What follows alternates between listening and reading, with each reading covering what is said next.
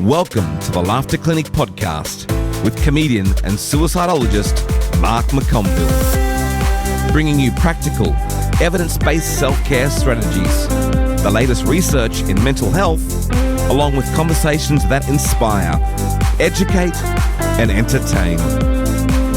This is the Laughter Clinic podcast with your host, Mark McConville.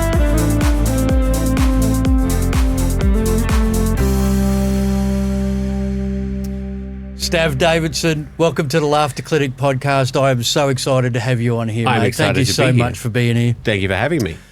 Now, we've been friends for a long time, and so we've got a lot I want to chat about today, but first things first, with all of our guests, we dive into the saying, laughter is the best medicine. Yes. Now, this is a saying that's been around for over 3,000 years, and now we have modern-day research supporting the physical benefits of laughing and the psychological benefits of using your sense of humour as a coping mechanism to help build resilience. So when you hear the term laughter is the best medicine, what does that conjure up for you? I think it goes deeper than laughter. I think what it does say is a positive mindset is better than any medicine. Like if you get told you're going to have cancer, you've got two ways to go. You can go, I'm going to beat it, or I've got cancer and I'm going to die. Yeah. There is a middle ground, but I think each one of those is a pathway. You might still die if you say that I'm going to fight it, but I think if you go in negatively, you'll get a negative outcome. If you go in positively, more likely you'll get a positive outcome, but you might not necessarily, if that makes sense. Yeah. Yeah. Well, the example of that is the first ever guest I had on here. I'm not too sure if you know of the guy Craig Coombs. Oh, you'd know Craig Coombs, your cat, right? Yeah, he's got my name tattooed on his shoulder. Yes, of course, right? What a thing, though. I've got to tell you, that spun me out when he said, can you send me your signature? Yeah. And so here's a guy that got the diagnosis of terminal cancer, 18 months to live back in 2012. And he will not die. No. And on that very day, he's said, I'm going to make the rest of my life the best of my life, you know, which is exactly what you're talking about, that positive mindset. Yeah. And here he is, 2025. Yep. Still kicking along. People are starting to ask questions. I want to have a chat to your doctor. Do we have a Roxy Jasenko situation going on here? I want a second opinion. Yeah. I want a second opinion. I'm going to be in Melbourne next week. I'm going to his birthday. It's going to be so cool. You'll be like, surprised. No, who's more surprised? Because when I let him tattoo my name on his shoulder, I didn't know it was going to be this permanent. Yeah. It's very weird when someone sends you an email and says to you, can you send me your signature? Yeah. Because I want to tattoo it on me. We went to, because Kat was more friends with him than I was, so I'll be honest. He knew me through Couch Time. Right. He said that show used to get him through his treatments. So I signed it in the flesh on him, and then he went over my actual signature on the tattoo. Yeah. So, well. Yeah.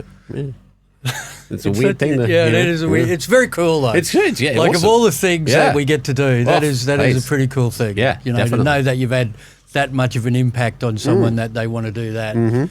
And mate, what a career that you've had. Congratulations on just recently ticking over 20 years. Thank you. Of breakfast radio. What an incredible achievement. Thank you very much. It's been, I wouldn't have believed you if you told me when I started that I'd be here in 20 years' time. And it's one of the very few that have stayed at this, like that's 20 years. A lot of people spend 20 years in radio. Not a lot of people spend 20 years at the same station. I'm a one-station guy. Yeah. Yeah. It's amazing. And ironically, we're taping this on the day that someone else who had celebrated 20 years in the industry is left today. At your station? No, not at mine. Ash Bradnam wrapped up. He started same year as I did. Oh, really? Yeah. Okay. Yeah. And so where do you sit in the long-term radio hosts in Australia? Few people have got me. I don't look at Australia. I want to beat Mardo on Triple M. Okay, yeah. And he's at about 24, and he will not die. Ash, Kip and Lutzi, we all started the same year. Yeah. But they had a year and a half or so break where they got ousted and they went to Michelle Laurie. So, right. So I'm up there.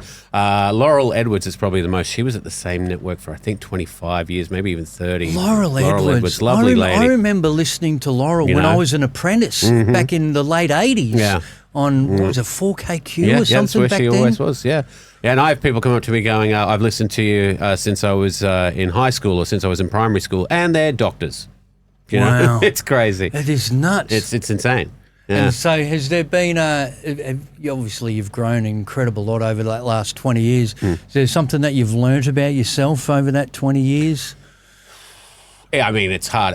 Thinking about, obviously, I have been doing a little bit more reflection than I would have because we did choose to celebrate my 20th at work. I probably would have let it go without saying anything, but we threw a party. And so much, almost too much. That if I met the person who walked in that door 20 years ago, that's a completely different kid, you know? So, I mean, I've had a baby. I just recently got married, so I've now been married for 20 years. I'm a completely different person, and a lot of that is due to the job.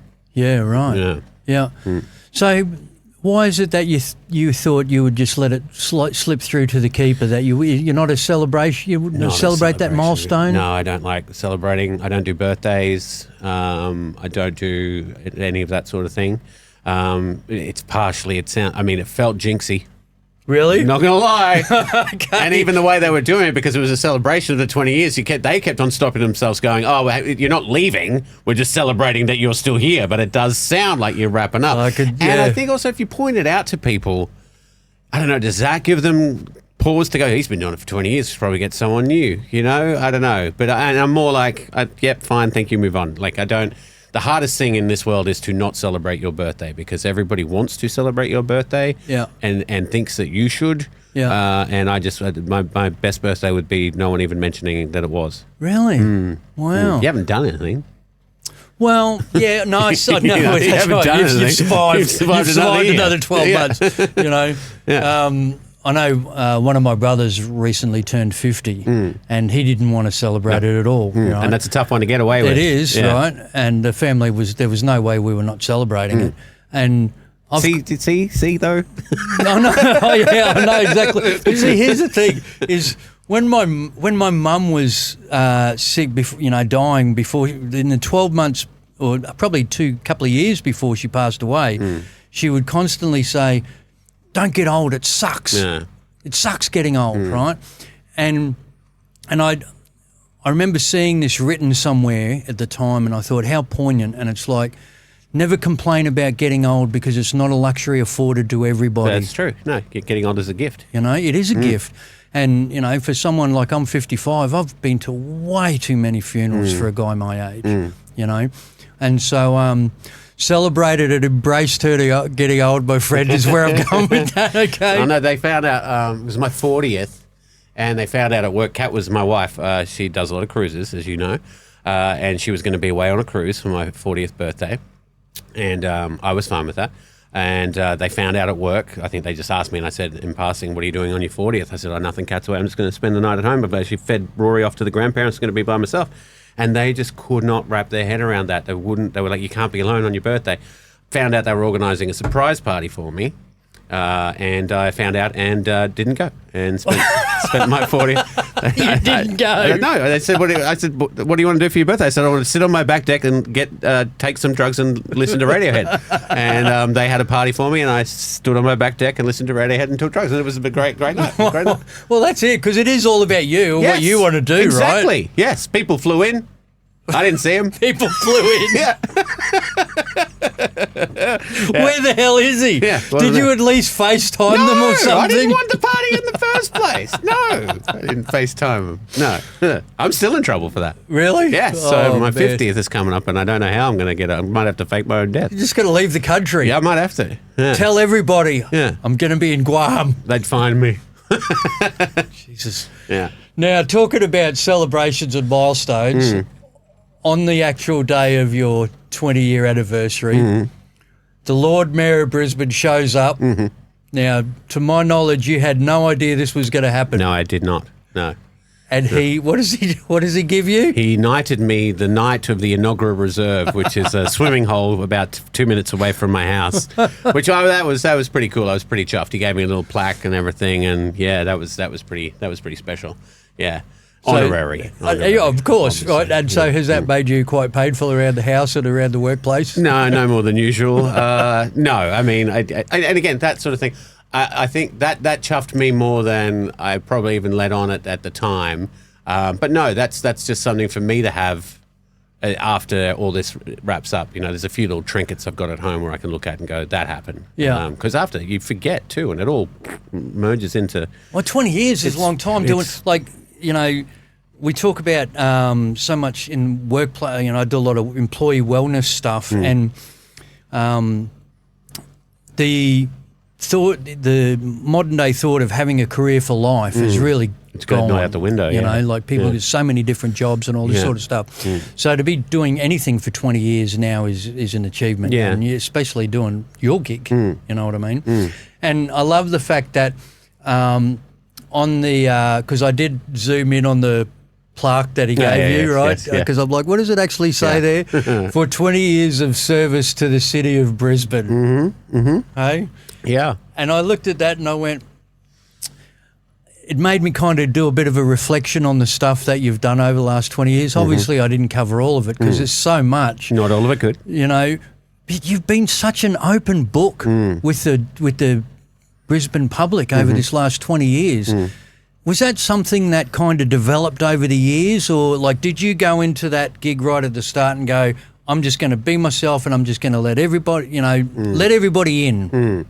I think yes, in short. The other thing is eventually, if you've got the right team, and I do now, and I have had in various incarnations, you forget that everyone's listening. So you're only talking to those two people who you know and love, you know. So you become more honest with that. I'm constantly surprised. People come up to me and they start saying stuff that's very personal stuff about my daughter and things just from listening. And you drop these things casually without realizing that it is that doorway into your actual personal life. But I think that very early on, I was very lucky in that I did say I'm just going to be me.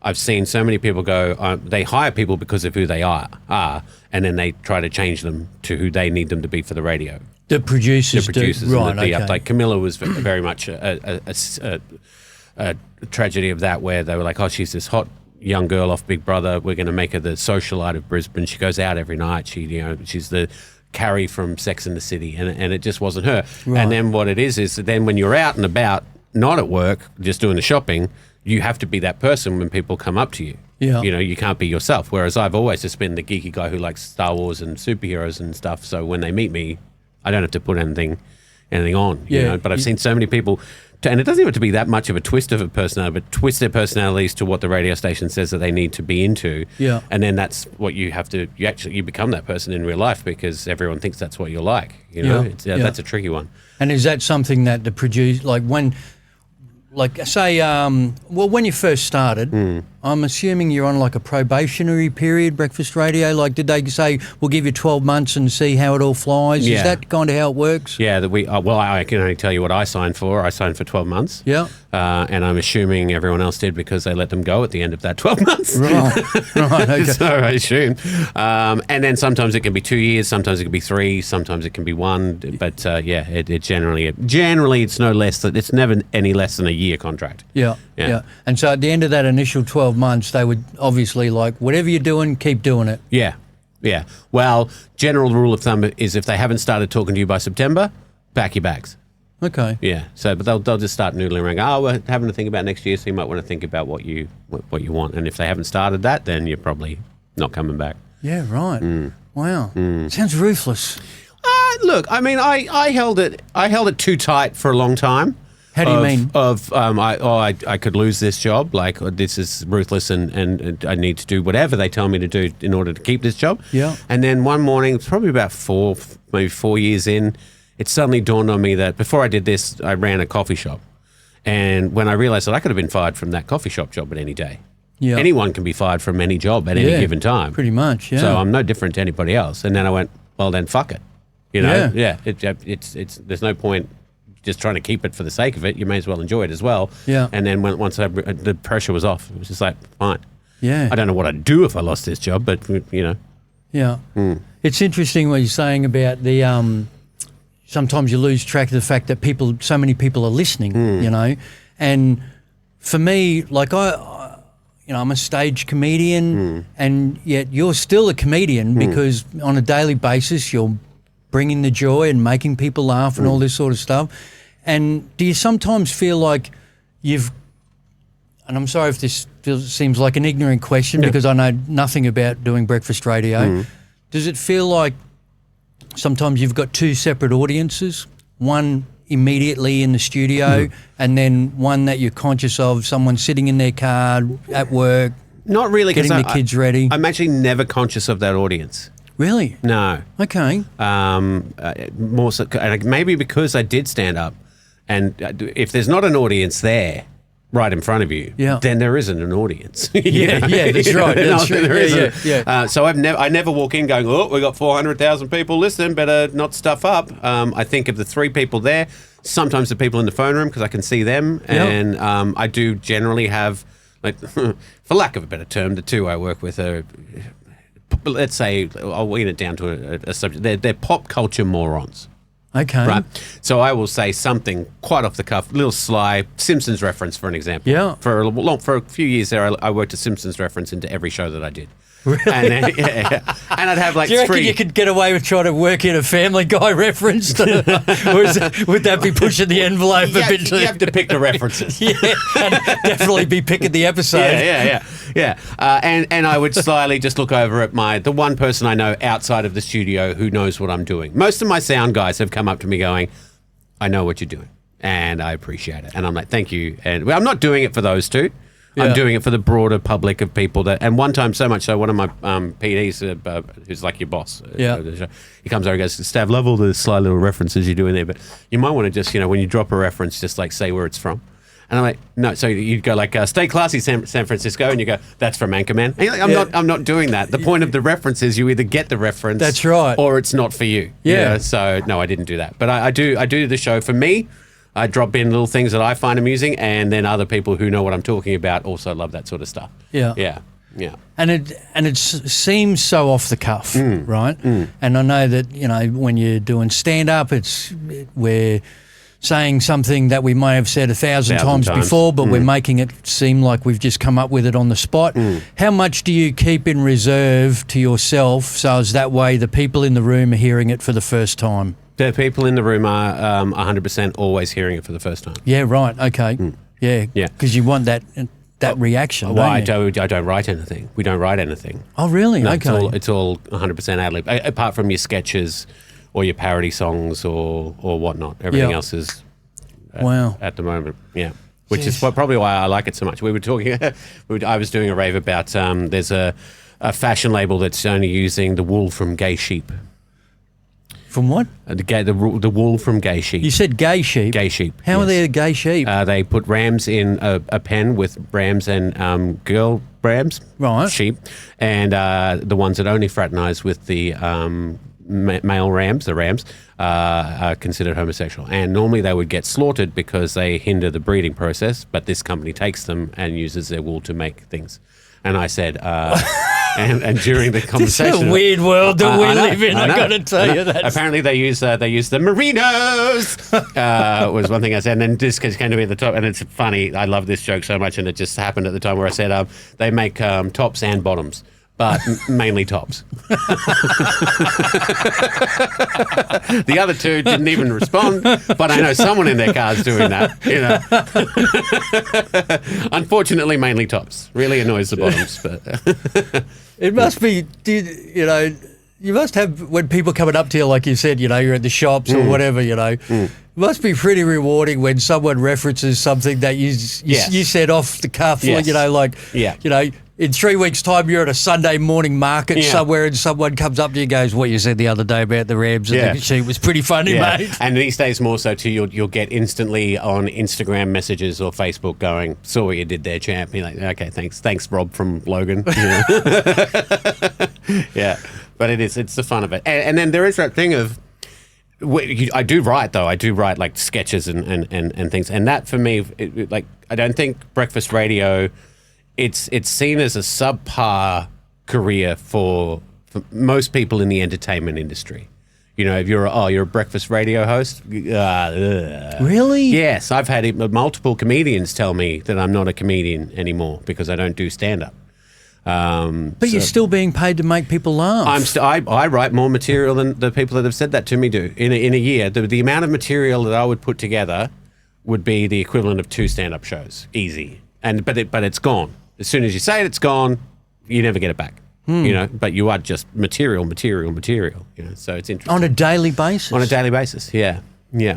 It's incredible. Like the workload to me just seems inconceivable in relation to that. And so you're saying 400,000 on average people listening in the morning? It's a stab in the dark, but yeah, it'd be around that, yeah. Wow. At any given time. Yeah. And it's very much a two-way meeting. You've got people calling in and all this sort of stuff. And, it always amazes me how cool it must be to be in a position to give away other people's money. Yeah, that's fantastic. That's got to be the best. It's got to be one of the perks of the job, doesn't it? Aside from the fact of you're not allowed to enter into these competitions because that would be obviously a bit dodgy. Yeah. But yeah, no, we've changed multiple people's lives over the course of my career. We've given away houses, given away... paid your bills for a year, all that kind of thing. Oh, my God. Yeah, even like these days especially, like $500 is a much bigger prize than it used to be. Yeah. People will break down crying because we give them... because they weren't going to be able to pay the rent this week, so... That's incredible. Yeah, it's good. So that kind of leads me into this whole idea of, when we're doing stand-up shows live, someone might come up to you after a gig and go, I really had a shit day and I really needed that tonight and all that sort of stuff. Having people calling up, aside from the ones that win prizes and all that sort of stuff, there's still much... What comes to mind to me is COVID. Right. Right, okay? Because here we are, day after day the news is shit, right? Which it is a lot of the time now anyway, yes. Right? And yet, here you guys are, you and your team, showing up every morning, being entertaining, being jovial, making, people's lives a little bit more joyful at the start of their day. 2 aspects of this. One is people calling in saying, you must have had people calling in going, you've got no idea how much I really enjoy this show over the years and what it's meant to them and what they've been going through. And it must be quite rewarding personally for you to know that you've had this impact on people's lives.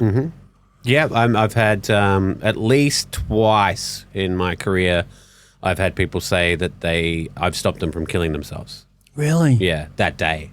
Oh my God, Stav. Which is lovely. Obviously, I don't hear from the ones where I didn't stop them. It's just that one thing that you say that you don't even think about. Because you're spewing so much verbal stuff that it's not like you're there going, I've got something really profound that's going to help someone out today, but you'll just say something that to you is nothing, but it catches on to them and they go, he knows what I'm going through, he knows what's happening to me. If he can go through that and be where he is, then I don't need to do this right now. And that's happened. A few times I've had the people, either their parents or them have called a year later saying, I was at this dark place, I heard you on the radio and I decided to not do it, which is fantastic. Wow. Probably comes back to the fact that you're such an open book, and that's what people are relating to, that realness, Yeah. And it's one of those things that I'm constantly saying to comedians, you never know who's in your audience and what they're going through. Like people just rock up to a comedy show or they turn on the radio that morning and, they know that their life's going to change for the worse in some way today. They're in the middle of a divorce or they've just lost their job or they're getting kicked out of their house and bang, there you are, bringing them joy. Yeah. Yeah, I actually I've had twice. Once it was pointed out to me, and it was by my mother actually, because Greg Sullivan, who we know is stand-up comedian, great stand-up comedian, Sully, he was on The Breakfast Show on Triple M for many, many years. Yeah. And my mum started listening when I was on, and she would flick between the two, and she was like, she couldn't listen to Greg because on Monday morning they would get in and be like, it's Monday. And she'd be like, shut the fuck up, you people. I'm driving to a job I don't want to go. You're doing a job that I would love to do, and you're complaining about it. Yeah.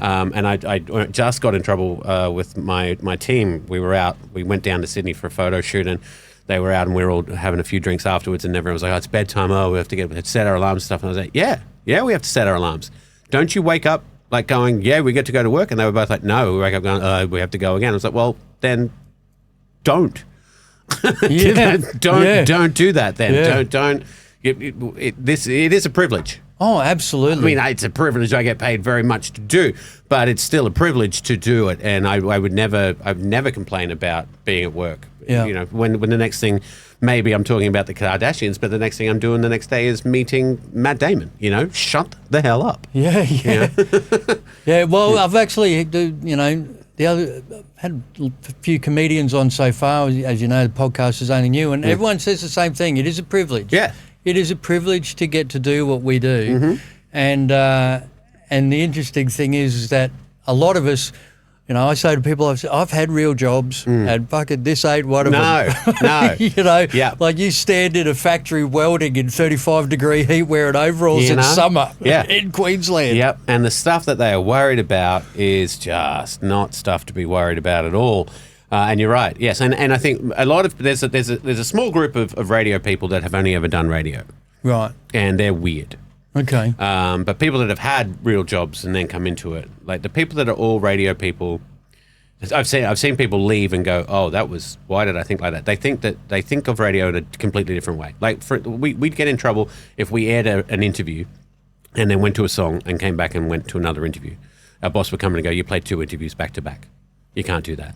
I'm like, yeah, I have so many times been listening to a radio show and gone, they just talked to Jerry Seinfeld, now they're talking to Meryl Streep. That's ridiculous. I'm changing the channel.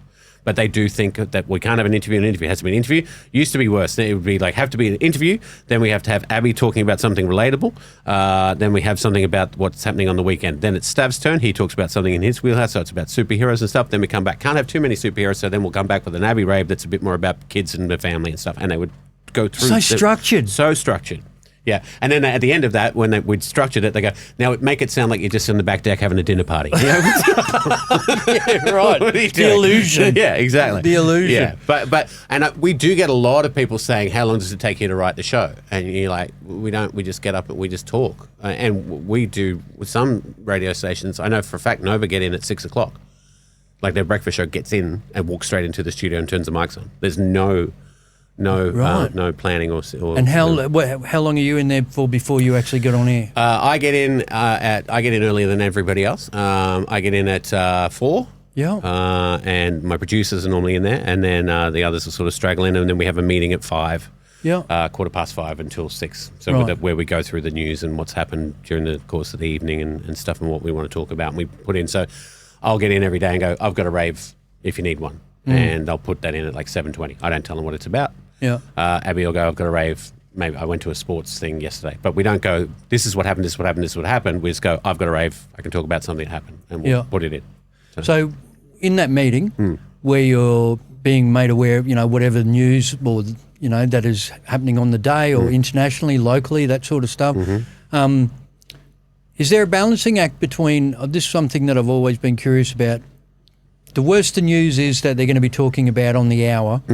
Does that kind of put more pressure on you to be lighthearted either side of it, to try and, Yes, to a point. I mean, yes, we don't do sad things on Friday. Okay. We'd say like, oh, that's a great story, but doesn't have a Friday feel. Right. And that's not why people come to us either. So we will let our news do a lot of the heavy lifting on that sort of stuff. Yeah. Because you're not coming to us to hear our views on the Chinese apartment fire and how many people had just died. And sometimes they are big enough that you do have to cover it. Yeah. But generally they want an escape from all that from us. So yeah. And so coming out of the meeting, first thing in the morning, is there something that have you got little Stav rituals either before you leave home or before you just go on air to kind of help you get in the zone? I've got to have my 3rd cup of coffee before I start, or I've got to, Are you like a Seinfeld where you've got a little Superman sitting on your desk? Yes, I am. I think if you looked at my morning, it is very Groundhog Day, and I don't know if that's what I need, but yes, it's very. I wake up at 3:45. I've already packed all my stuff, and I'm in the car at 5 to 4. So you're going to bed at what time? 8:30. Right. Did that take a bit of getting that's used the hard to? Part. Yeah, that's the hard part. Okay, you know, that's the sacrifice that you make. I don't go out during the week. Yeah. Don't have dinner parties. Don't go see a movie at night. That's what you really have to give up. And I've seen people not, and you wouldn't have lasted 20 years. You burn out. Yeah, right. I tried to still do stand up, but was doing that until we had our daughter. But that was tough. But then it would be me and Kat being out Thursday, Friday, Saturday night, needing a babysitter all those times. So I was like, I'll stop doing it. I'll do the mornings, you do the nights, and that sort of works out. But you need to. Yeah, that's a hard part. And now they've got a teenage daughter, and I go to bed before her. That hurts too. But things that have helped with that is like, it used to be like Game of Thrones was on at 9:30 on a Wednesday, right? Yeah. And I would have to watch. I'd have to record it, watch it the next day. Yeah. And now there is no structure to television. I can watch Breaking Bad at midday on a Thursday if I want. I can, so there isn't that sort of time set. Yeah. But you used to miss out on a whole lot of stuff. Well, yeah, and that would have made it pretty difficult if you've recorded the episode, you want to watch it when you get home, but you get into work in the morning, and that's all they want to talk about is what happened. And specifically, we used to get DVDs. We used to get previews. Right. Preview DVDs, so we could talk about it. Yeah. But we don't do that anymore. Even to the point where my boss would say something like, not just recently, he'd be like, "Oh, you've got to do a Ted Lasso sketch." And I'm like, I'd love to do a Ted Lasso sketch, boss, but I don't know what episode you're up to. I don't know what episode I don't want to do any spoilers. Plus, I don't know how many people are actually watching it because they don't have Disney. Whereas with back in the day, you knew that everyone would at least get what you were talking about, even if they didn't watch the show, because everyone was watching it. But now everyone's so segmented in what they're watching, you can't do that sort of parody stuff anymore. Yeah. So the Groundhog Day in the morning. In the morning, yes. Yep. Yes, wake up. Get dressed, go to work. First thing I do when I go to work, make a coffee, go out to, we've got a beautiful deck at work, overlooks Suncorp Stadium. I go out there, look through, I have sort of certain websites that I know are good for the sort of news stories I want to bring to the table, which are kind of offbeat, we renovated our home and you won't believe what we found in our walls and that kind of stuff. Yeah. I'll go through that, send anything that I like through for anyone else as well. Like I can see, I'll go like, oh, maybe Abby would be interested in that, so to send it to my producer to bring to Abby's attention. Then I do a movie trivia quiz. Then I have a shower. At work? At work. Okay. Yeah. We have a great setup. I've always showered at work. Yeah. Then that's a nice way to freshen up before feeling like I'm about to start. Yeah. And also because if you're doing it at home, you're sneaking, you're ninja, you got to be quiet, everyone else is in the house, all the lights are still off, you're like, so I do it at work where I can be as loud as I want. Have another... What are you doing in the shower that's so loud, by the way? It's great because at work someone else can walk in. I was like, keep talking. Do they... Because any time that I've been in a radio studio, on the ABC, they've always got it piping through. Yes. Is it in the shower? Yes. Are you listening to it? Yes, it's in the shower. Right. Bane of my existence, the fact that you can't get away from it anywhere. Because I like certain songs. And it's even worse if there's a song I like on our station, because you will hear it 8 times before you leave. Right. And it ruins every single song that you may like. Right. Then back out. Then I have my creatine and protein shake. And start chatting to people. I'll go and say hello to Maddie, who'll be in editing something, and then our meeting starts. Our meeting starts at 5:15, and for the past 4.5 years, I've sat down at that meeting at 5:15, and then I wait, and then I wait. Are you waiting because there's no one else in the room? Yes, there is no one else in the room. Right. Then my producer will come in and she'll apologise, and then we will wait. Right. And then the other two will come in with coffees in hand. Right. Sit down, proceed to chat about nothing to do with the show. Then in the last 5 minutes of the meeting, they will plan the show, and then they will complain about how we don't plan enough. While I slowly plot how to kill them both. But that's just my routine. For me, I'm always of that mindset. I've been told the meeting starts at 5:15. That's when I will be in that meeting room. Yeah, yeah. I'm curious as to, knowing you personally, knowing the Stav that I get personally when we're at a gig or hanging out, and then hearing you on the radio or watching you on Couch Time. It always fascinates me when I can tell that you are self-editing. Yeah. Right? Because they're, and to me, that's an incredible skill to have when you're conscious of the fact that, I'm on the radio, I'm public speaking to hundreds of thousands of people on television. There's very specific things that you can and can't talk about and all that sort of stuff. And there must just be times where you just want to let rip on something, you know. And I sometimes I can hear it in your voice where I feel like he's holding back here. You know, is that a thing that you're conscious? Or it's a muscle that's been trained over the years? Yeah, I think it is a muscle. It's also a lot of that time. If you were to do it, you would be cutting off your nose to spite your face. You know, it wouldn't do you any good. Right. So there is a bit of that. But my joy is being as filthy as I possibly can be, while still being extremely PG, and finding ways around those sort of barriers. The art of innuendo. In my what? The art of innuendo. Yeah, and because I have had co-hosts who you will do that, and you'll do it subtly, and they will draw attention to it, and you're like, no. Like they'll be like, oh, you can't say that, and you're like, well, I didn't actually say what you heard, and you saying it has now brought attention to it, and it now is dirty, but it wasn't until you flagged it. You know, there is an art to just letting a lot of things slip by, and you know, I've had guests on that I don't agree with, and you can push that as far as you can, but the bottom line is you've invited them on your show. So if you invite someone on your show and then you're just a dick to them, then you end up looking like a bigger dick anyway. Yeah, right. You know, of course, yeah. I sat out of my Kim Kardashian interview. Really? Yeah, we got Kim Kardashian, and I said to my producer, well, I've been hanging shit on this woman for the last 5 years. I'm not going to sit in a room and be nice to her. And they said, you have to be, because, you know, the client's got her at the interview. She's there to promote something. And I was like, well, I can't be. That would be extremely two-faced of a comedian, especially to the jokes I used to say about her. And so I said, well, I can't be in the interview. Yeah. And I sat in the airlock while the other two did the chat. So, yeah, because I'm not doing that. Oh, Yeah. I love what you do on your show. Yeah. You know, you're so talented. I don't know what at, but apparently you're talented. I don't know how you do it. No. Self-editing, like well, you've exercised that muscle quite well. Yeah, and it's that thing of like when you talk to your gran, you don't drop the F's and the C's. Yeah. It's that kind of thing. You know. If you see behind, and you've been in radio stations, so we can be there. Me and Maddie will be there, and we go, and then this fucking asshole just spoke. Oh, hang on. It's B105.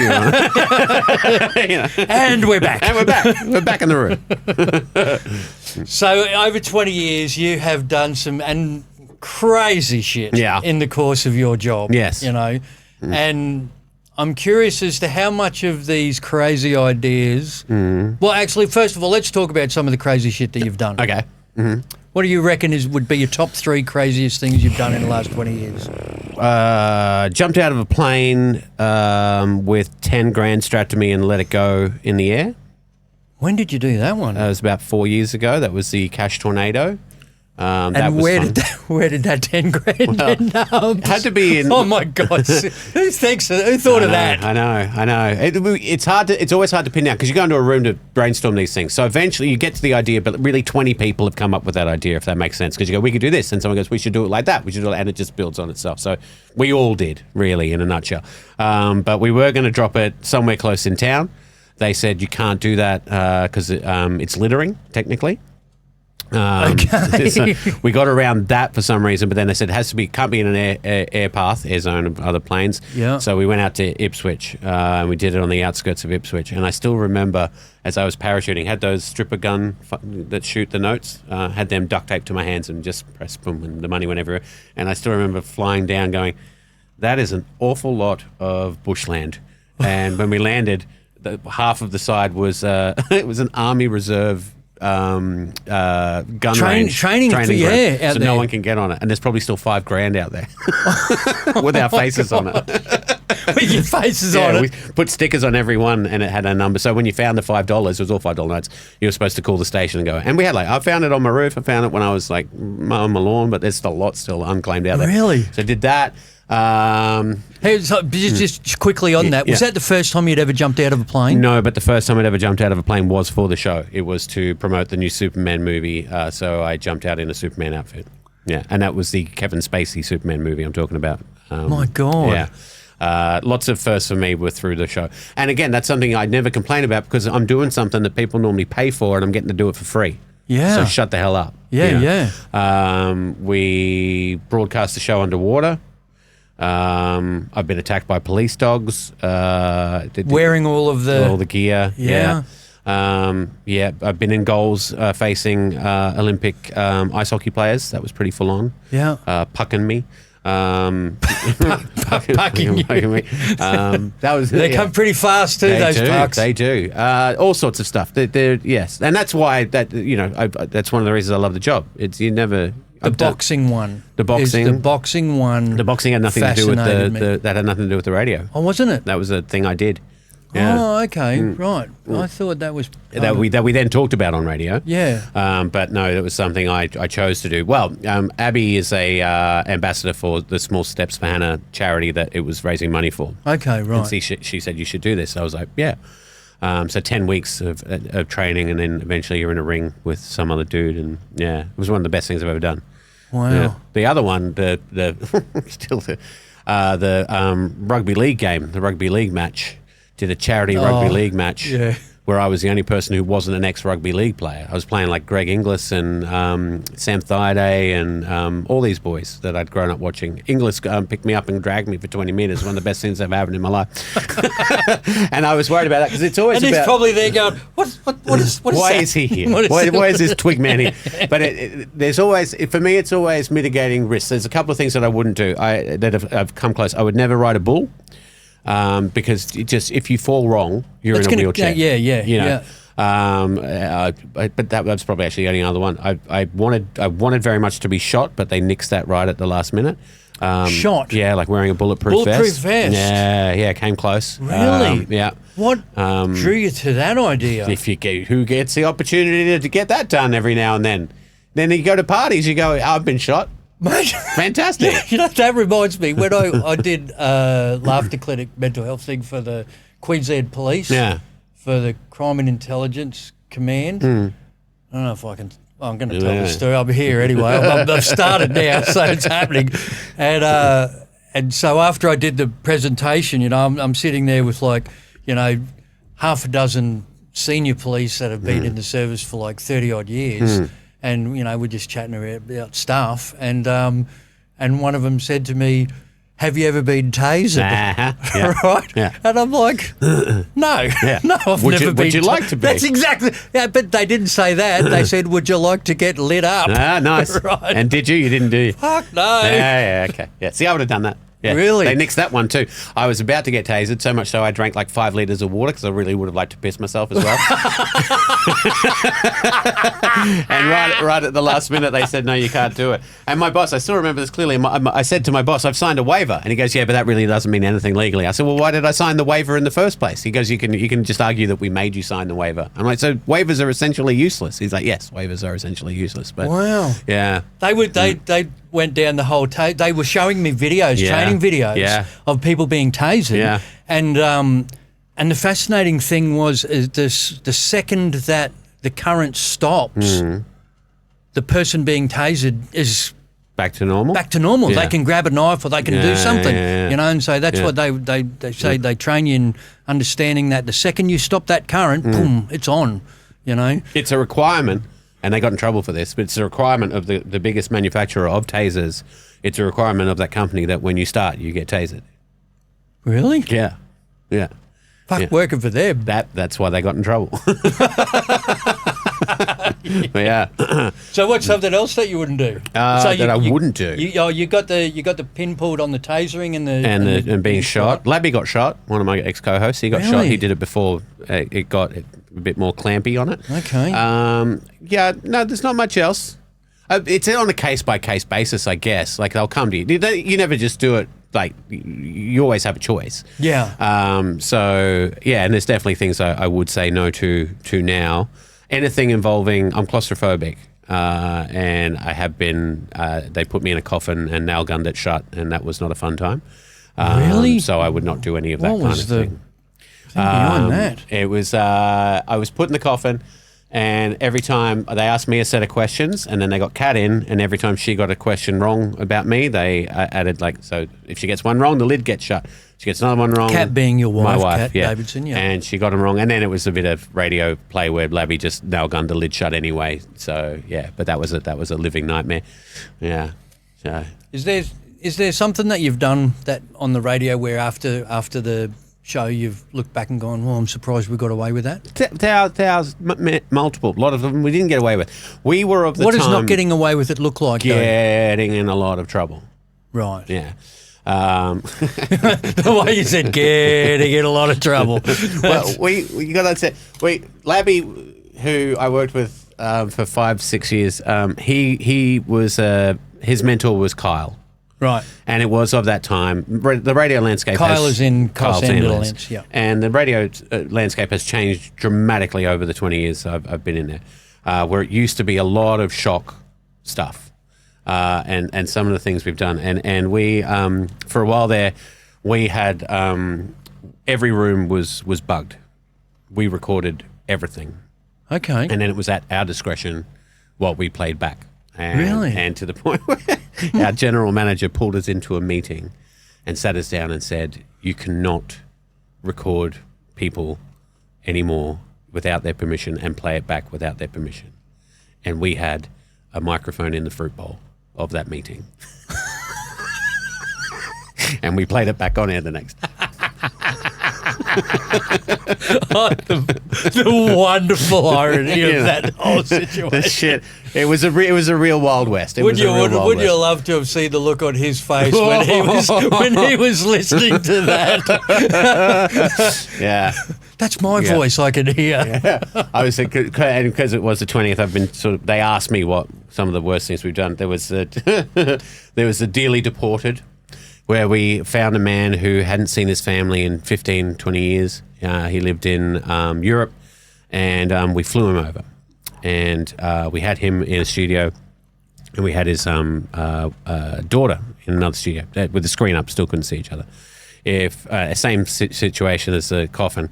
We asked him 3 questions about himself. If she got the first one right, they got an hour. If she got the second one right, they got to have lunch. If they got the third one right, he could stay for a week. He didn't get any right. We sent him back on a plane. She never saw him. What? Oh, my God. You're not serious. 100%. Get out. 100%. Yeah. And everyone's like, surely you can let him have lunch. And we were like, if we let him have lunch, there's no point doing the whole competition. Then it's just meet your family member. No, it's got to be the rules. We were awful. Oh, my God. Yeah. Yeah. It was, but that was the style of radio. Yeah. You know, it really was. Yeah, so you've got away with some crazy shit over the years. Yep. Yeah. Yep. Is that the coolest part of it? The coolest part of your job is seeing how far like after 20 years you go, what is there left to do? Yeah, no, I think I didn't technically enjoy that. That wasn't really my jam as much as it was other people's. I did feel morally compromised in a lot of those situations, but then it would be payday. And yeah. But yeah, sometimes it was a bit iffy. But you know, that was the time. And now it's a lot more probably paying for those sins, because it is a lot more give back. It's a lot more heartfelt. It's a lot more, you know, generous and that. So yeah. So people won't put up with it.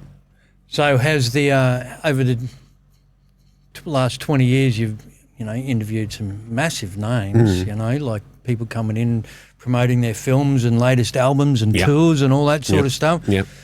There must have been times where you've just been legitimately starstruck, surely. Back in the day, doesn't really happen much anymore, and that is a damn shame of the thing. Back in the day, you would come into work, and this is not exaggerating, Matt Damon would be in the kitchen, and he'd be like, you want a cup of coffee? And he'd be like, no, thank you, Matt Damon, I'm okay. And then the next day it would be like Will Ferrell. And at least, maybe not every day, but at least every fortnight, you would meet a bona fide A-grade celebrity. Yeah. And now they can do it from their Instagram and reach 40 million people. We're lucky if we get, no offense, we're lucky if we get Jessica Malboy. Really? They just don't need to do the stuff. I mean, you'd remember that. You'd watch them on junkets. You get a little bit now. Cameron Diaz for Charlie's Angels. She'd go to Japan. She famously said, I don't get paid $5 million to make a movie. I get paid $5 million to promote a movie. Because they used to make a movie, then they would do all these press tours where they'd sit in a room. I felt sorry for most of them. They'd sit in a room for 6 hours. And a room like this. Countless interviews. And it would just be me and then some other fuckhead and then some other guy, all asking the same shit, as well. And that we got in trouble as well, but we were very popular because we didn't ask. We would try to do different stuff. And they would, like, I got shot in the dick by William Dafoe. Because he was doing a movie called The Marksman or The Shooter. And so I had yes on my forehead and no on my dick. And he would answer the question by shooting a Nerf gun at me. And afterwards, he's like, "This is great because now I got to go." That's exactly right.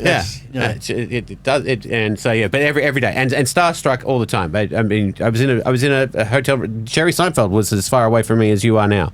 Oh my God! See, that's royalty for me. 100%. Me too.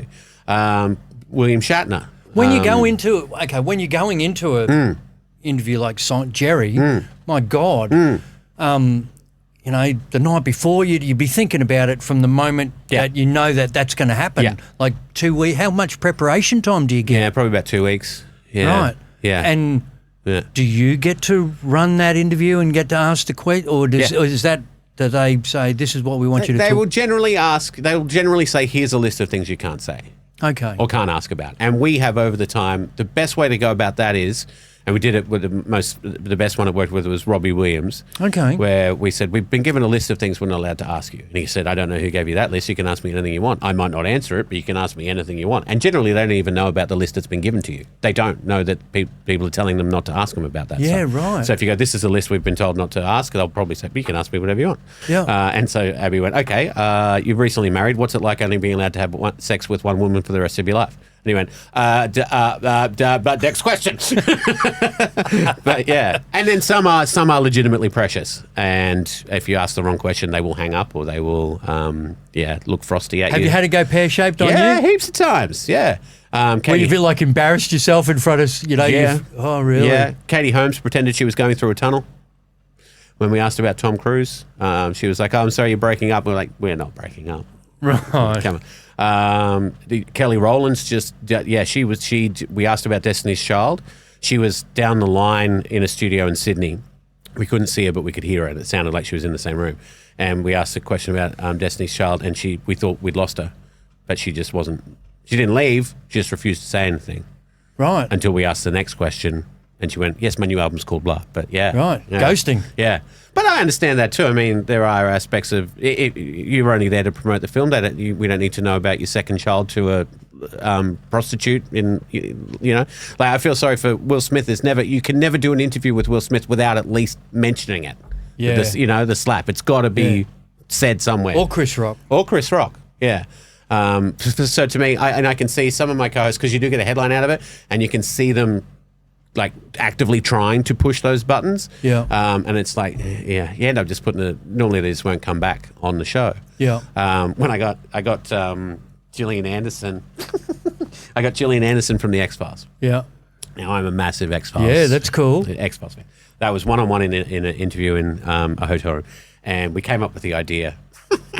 We said, she's on your list, right? I said, yes, she is on my list. If I get the celebrities that you get on that list. On that list. Right, Gillian. Okay, cool. And so we go, so then this is the only chance. This is a date. It has to be a date, right? So I get in. Oh, no. I sit down. I ask her, what was it like working with Rowan Atkinson on Johnny English 2? And she starts answering the question. And I pull out a speaker and I press play, and it's Barry White starts playing. Don't be a lady, baby. Just be a baby lady. And she looks over, but she continues. What's to answer happening? The question. Yeah. And then I go, oh, that's interesting. And I ask another question, and she starts answering it. And I pull out a bottle of red wine and 2 glasses, and I proceed to pour me a glass and her a glass, and I hand her the glass, and she's like, "What the fuck is going on?" And it continues on until she eventually can't handle it anymore. She goes, "What are you doing?" And I said, didn't you know this is a date? Like, you're on my list, so I thought I got to shoot my shot. This is a date. And she's like, this is nowhere near a date at all. I wrote down my phone number, gave it to her. She took it off me. She took it and she dropped it in the red wine and put it down. And then I left, and I was told by the studios that I was never allowed to interview her again. Oh, my God. And I was to stay at least 300 feet away from her at all times. And then I get out, obviously call my team, and I'm like, that went really bad. It was so awkward.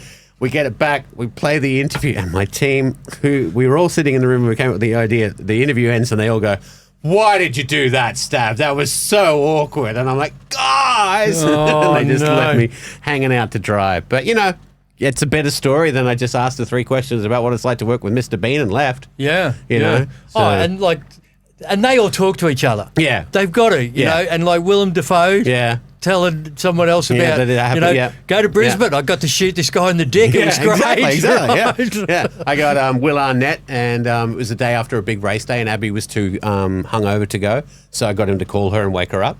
And explain to him why he wasn't a big enough star to come, even though she was hungover. Oh, brutal! Yeah, it's good. Yeah, but we don't get to do that anymore. And they always the Paramount and Universal, and I understand they've got their job too. They're like, you can't do any of this stuff. It's got to be just ask about the film, ask about the locations, and you're like, I could do that, but I'm not going to air that interview because 50 other people have done that exact same interview as well. So no, it's got to be a two-way. Comedic heroes. That I've met, or just in general? Yeah, that you've had a chance to meet. Well, Seinfeld, obviously. Yeah. I met Arj Barker, who was a comedic hero until I met him. What about have you met the Muppets? I've met Grover. You've met Grover? Yes. Right, okay. I say to every new producer that I get, if you can get me Kermit the Frog or Jim Carrey in person, I will love you forever. No one has been able to do that so far. Yeah, right. But I met Grover. I've met Elmo. I don't count him. But Grover was, I came in on my holidays to interview Grover, and they're very protective of the whole thing. Like they were setting up and you weren't allowed to go in there to see the people. There's no people. Okay. It's only Grover. Yeah. And I walked in and there was Grover. And I was like, oh my God. And I had a great time, and I walked out and I'm crying. And I walked over to the Sesame Street people and I was like, that was amazing. You must get this all the time, right? And they're like, no, not really. No. Like, no. But yeah, if I get Kermit, yeah, just magical. It's amazing how the tables can be turned on you. Do you know Dean Atkinson? Yes, yeah. Mm-hmm.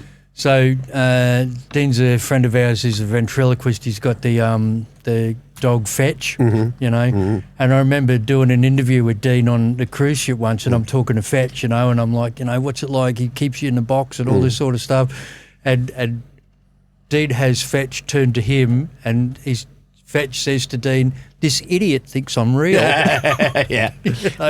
But if they're very good, and it is with the Muppets, especially, a lot of people have said this, you do talk to them, like they are a person, of and course. that's the magic of it, I guess. But comedic heroes, we don't really get. I'm trying to think of any big ones that we get, because a lot of the big stand-ups aren't household names. If that, like the big heroes are only heroic in comedic circles. So they're not big enough for us to get. See, like, to me now, it would be like if you were able to get, say, Bill Burr. Yeah. Jimmy Carr. Jimmy Carr we've had. Have you had? Yeah, a few times. Okay. He's very good. Yeah.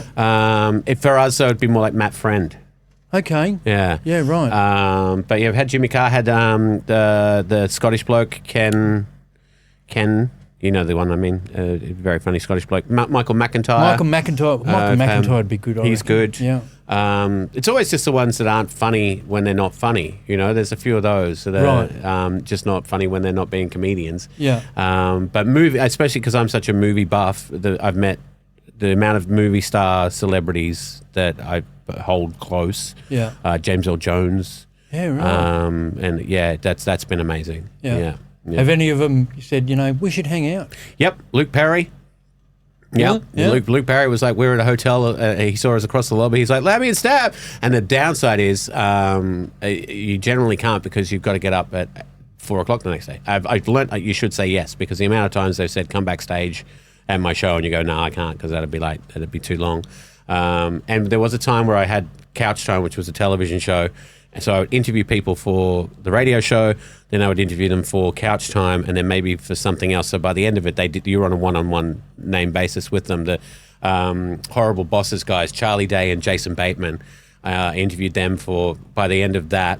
Then I introduced them on the red carpet, and we were just chatting like we'd known each other that was great. And I sat down at the meeting and I was like, I'm so glad I'm talking to you guys, because I had to do an interview with someone earlier today. And I saw that movie and I hated it. It was awful. I loved your movie, so this is much easier. And they looked at me and went, can we guess? And I said, yes. And they said, was it The Zookeeper with Kevin James? It's like, yes, it was. We watched that too. Yeah, oh God. I don't know what I found more unbelievable, the fact that he could talk to animals, or he hooked up with Rosario Dawson. But as I said, that aspect of the job has changed, and we don't get the celebrities that we used to anymore, which is a shame. Yeah. Yeah. for someone wanting to, thinking to themselves, having a career in radio sounds like a cool gig. You got any advice for someone that might be listening? That thinks, oh yeah, how do I get into that? That's a tricky one because I don't want to sound awful, but I don't know if the captain of the Titanic would recommend anyone getting a job on a cruise liner. Right. And there is a bit of a vibe of free-to-air TV, radio is slowly easing out of existence. And so I don't know if I would recommend anyone. Do you think that's the case? Having done it for so, do you actually think that's the case? If it's not, free-to-air TV will die before radio. I would say we're only 2 to 3 years off that happening. Really? Okay. Radio seems to be able to somehow reinvent, or it's still the same product, but it still manages to survive it somehow. So I think there'll still be some form of it, but much to the point of like the stars we used to get, the merchandise we used to get, you'd rock up to work and PlayStation had sent everyone a new PS5 because they're new. Like, no word of a lie. It was like, that was what it was like. It's got to be a cool part of your job is getting all the free stuff, but that's not as much as what it used to be. None anymore. Yeah, and to be fair to those, it didn't do anything. It didn't help their sales. Yeah. But yeah, it's really sort of like, here's the example of how we all know. For a long time, I thought I was never going to last 20 years because I would be too old for the station. At some point, you can't have a 50-year-old throwing to Britney Spears. Doesn't make any sense. Yeah. But no one knew was getting in, like even listeners are getting into radio. Teenagers aren't listening to radio. And so all our ads used to be for like, flashy stuff, alcohol brands, perfumes. Now, no word of a lie, it's Vag Cleanse, Pee Less, and funeral homes. Because it is slowly just... Really? Yeah. Even though with the modern technology, people can be anywhere in the world and tune in and listen to you on the apps and, so in that way, the reach is increased. The reach is increased, but then you're talking more, is it live radio or is it a podcast? And that's two separate things. Of course, yeah. And so I think as soon as, I never wanted to get into radio. I was of the opinion that television had been invented. And then when the iPod came in, I was like, well, that's got to be the end of it. Because I don't want to be, I hate being force-fed music. Yeah. And so if I can choose to listen to whatever I want to listen to. Yeah. And so we might see, I know there is, and this is fascinating technology. There is technology, and I think they use it in Europe, where I can listen to the same show that you're listening to, right? Mm-hmm. But when it cuts to a song, it plays something from my own library and it plays something from your own library. And it times it enough that it picks a song that it knows will stop when we start talking again. So you're actually only listening to the show, not the actual everything around the show. Yeah, so that would give us another breath of life. But I know that technology. My experience of that technology has been on when I've been like listening to big international podcasts like Joe Rogan, for example. Yeah. Right, and when his ads come on, it's an ad for something in Australia. Yeah, same. Yeah, yeah. Isn't that interesting? Mm.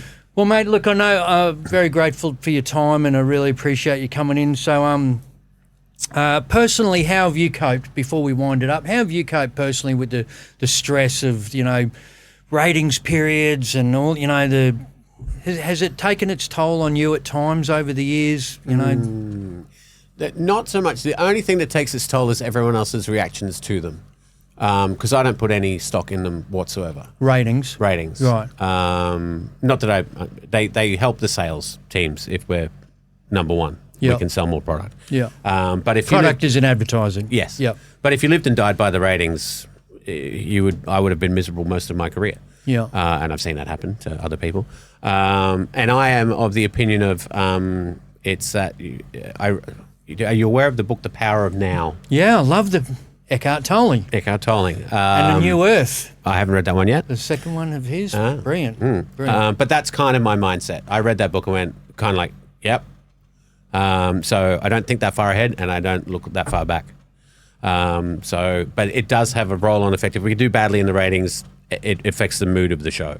Right. And people will be grumpy or sad or try to change stuff, and I'm just like, everything's chill. That was yesterday. Let's just keep on going. Unless, if it came down to, and there are some stations that are doing this, if you were rating a 2 and everyone else is rating a 12, then obviously you're doing something wrong. Yeah. But generally, we're only that far off the next person, so Yeah. there's no point really eating yourself up about it. Yeah. Yeah. Lot to be said for mindfulness. I think so. Yeah. You know? Yeah. Control what you can control. Don't sweat the small stuff and Sweating all of the- that jazz. Too many people sweat the small stuff. You know? In fact, it becomes big stuff because they sweat it so much. Yeah, that's right. Yeah. Well, mate, okay, so we're going to wind up with the feel-good 5. Okay. Right, okay. Answers can be as short or as long as you like. Okay. Totally up to you, my friend. Number 1 on the feel-good 5 is, Stav Davidson, what makes you happy? What makes me happy? My daughter's laugh. would be- Beautiful. Thank you. But in general, what makes me happy?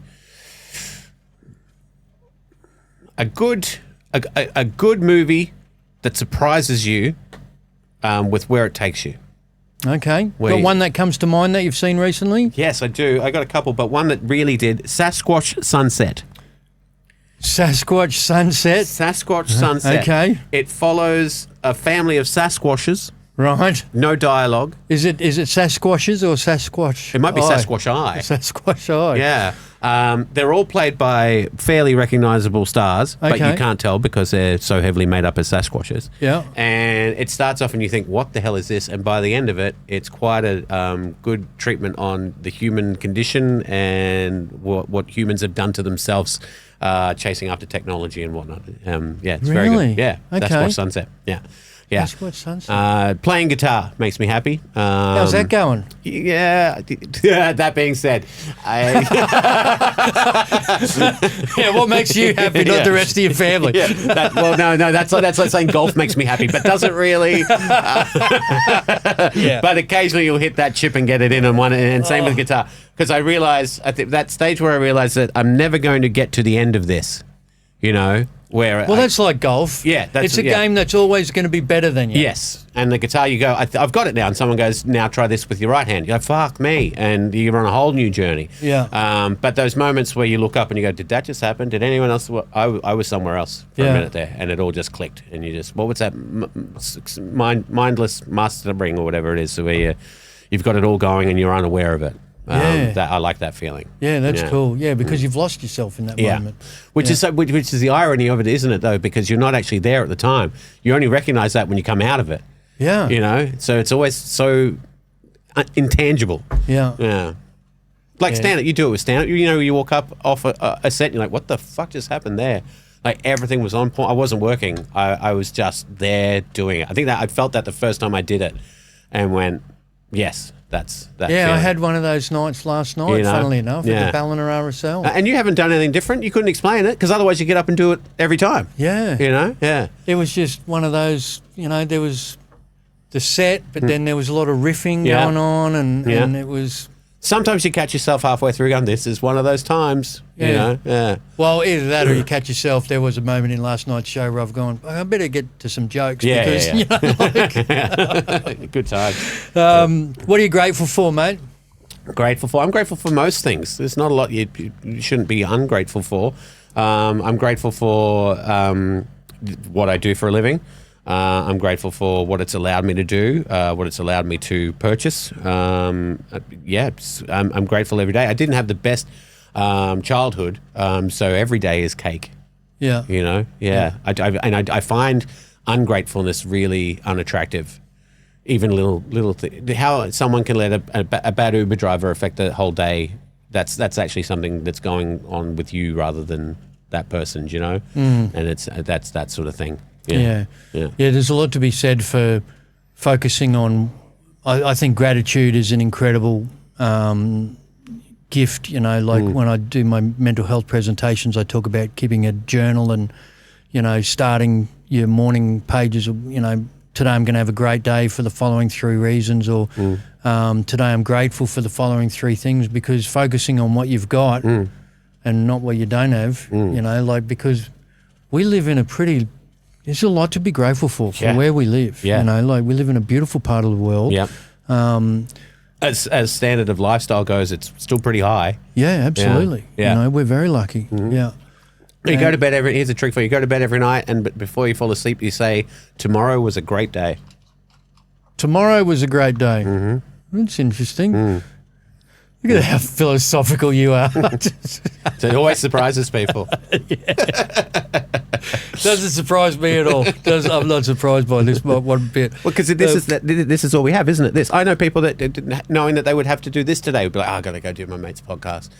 I said yes like 3 weeks ago, and I didn't really, and now it's today. And you go, well, yeah, go and do it then, or don't. Yeah. But people just seem to they'd rather complain about it, and then still have fun while they do it. Yeah. But they like to complain in the lead up to it. Yeah. It's interesting that they say that one of the easiest ways out of a depression is to do something good for someone else. Yeah. For that self-esteem and makes you feel good. You know, I think that's why making people laugh is such a gift. Yeah.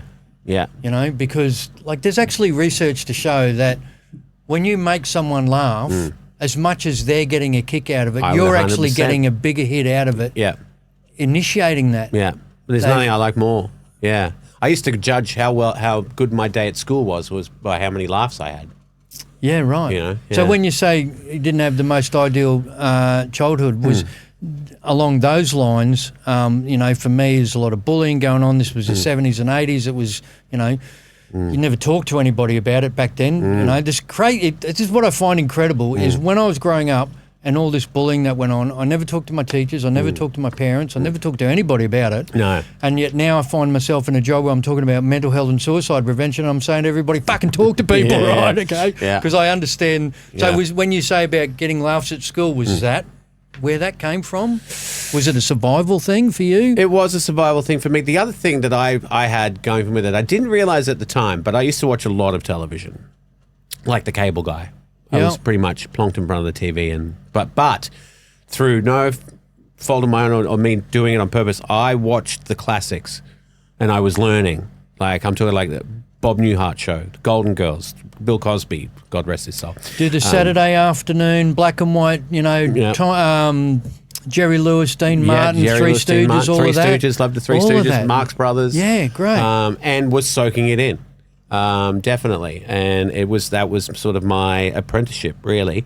And now I've got it all. It's still in here somewhere, and it pops out randomly whenever I need it. Yeah. Yeah. Yeah.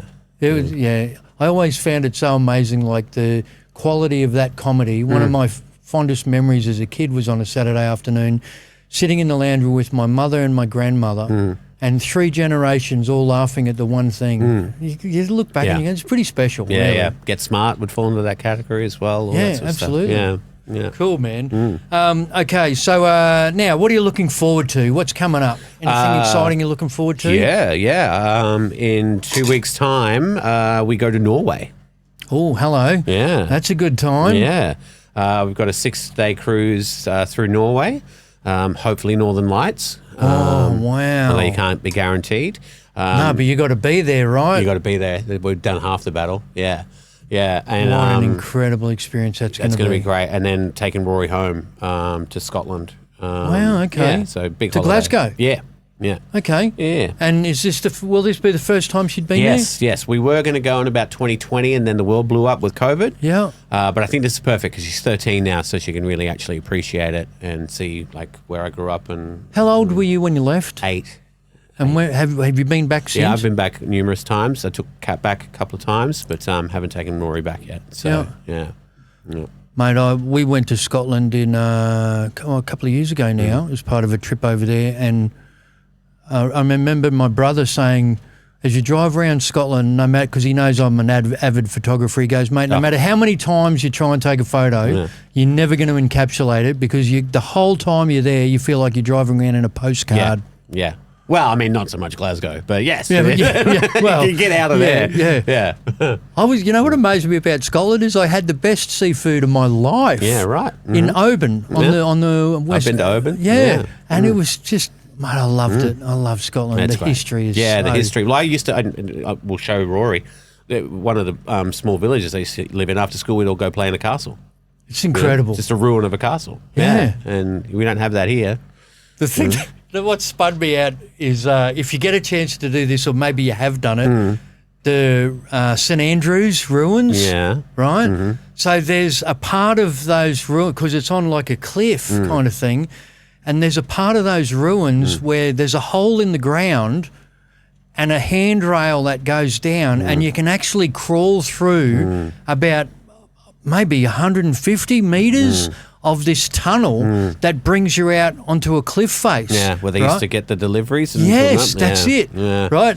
Yeah. And so we did it, and like there's a little sign at the start that says, be warned, confined spaces, this sort of stuff, right? And I was thinking, there is no way in the world you would be able to do this in Australia. No. Right? No. And if you did, there'd be hard hats and waivers would be signed. There'd be an induction video, right? Yeah.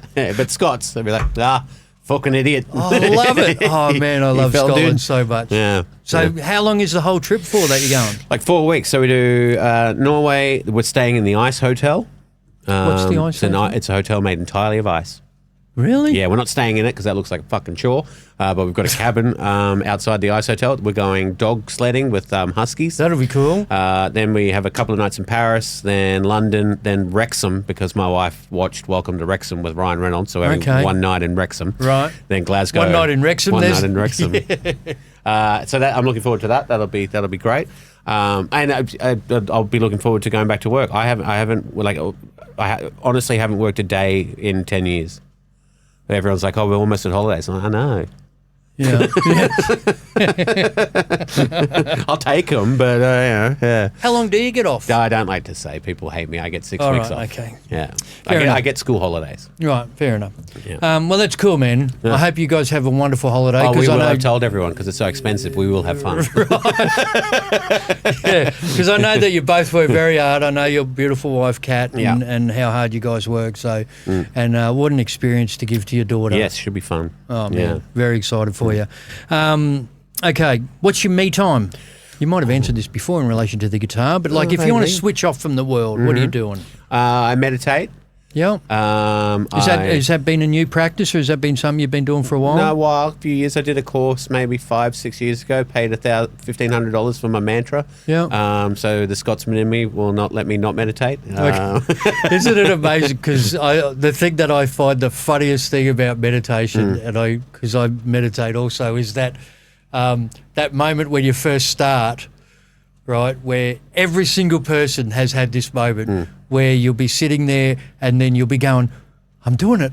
I'm doing it. I'm doing it. And the moment you go, I'm doing it, it's like, oh, fuck, I'm not doing it. It's the same thing with playing the guitar properly. We go, yeah, I'm doing it. I'm not doing it. Yeah. And then so you got to be unaware that you're doing it. That's right. Yes. Yeah. Which is so annoying.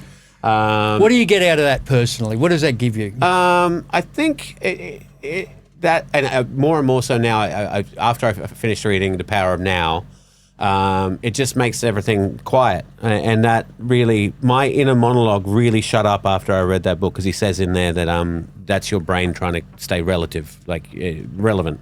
Yeah. You don't need any of that. So, and when he says it can be happening, you just don't have to listen to it. Yeah, right. So I can just sort of sit there and people think, you look like you're thinking about nothing. I go, I am. Yeah. A good recharge. And then just making people laugh. Finding a good joke is fun to me. And then telling people that joke. Well, that's my last question on the list is what is it that's made you laugh recently, mate? I've fallen back in love with a joke. Okay. And because I did this festival called That's Not My Dog Festival. Right. Where it was a bunch of comedians. Great concept, didn't really work, but it was a bunch of comedians just telling jokes. And so I scoured the internet, and I found 5 or 6, 7 maybe solid gags, jokes. Yep. Old school jokes. And I love dropping them on people. My dick might not be 12 inches, but it smells like a foot. A guy said to me yesterday, he goes, my dick changed so much after I stood on it.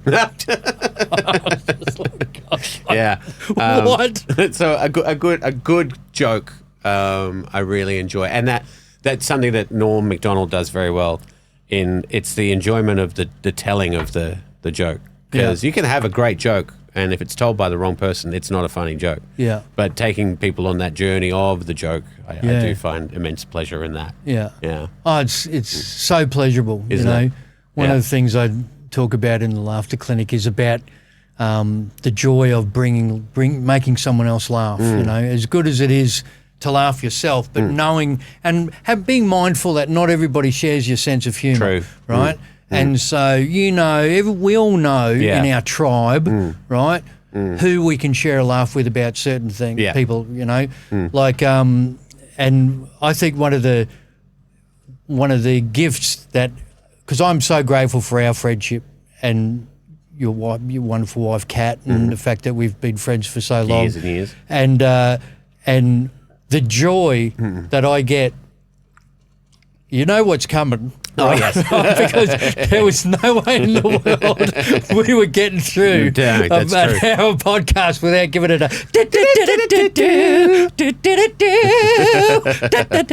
With no explanation given. Right. Now, I have decided recently that there is a jig that should actually accompany this, right? So, right? But, mate, making people laugh is the best, isn't it? It is. What a gift we get. Can I leave you with one of my favourite jokes? Absolutely. Stop me if you've heard it. So there's three daughters. There's Rose, there's Fern, and there's Cinderblock.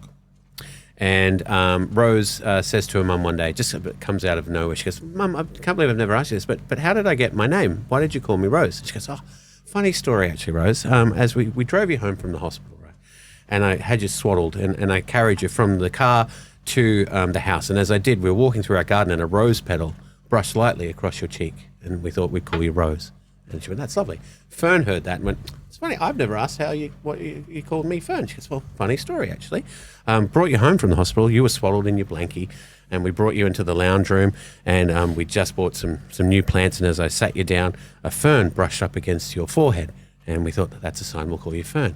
Cinderblock hears this, and she turns to her mum and she goes,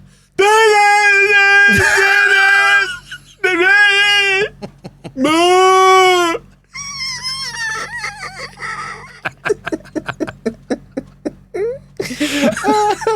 I love that joke so much. See? It's fun. That's what I was, sometimes you're laughing at something, as you're laughing at it, you go, "I shouldn't be laughing at this." They're my favourite. They're my favourite.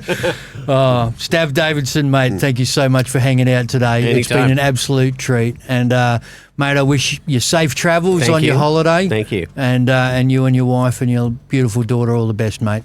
Thanks, legend. Thank you, sir. Good on you, mate. Thank you for listening.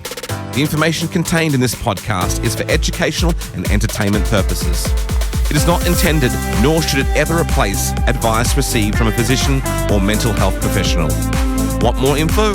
Visit thelaughterclinic.com.au. If you enjoyed the episode, please share and subscribe. Thanks again for listening to the Laughter Clinic podcast with your host, Mark McConville.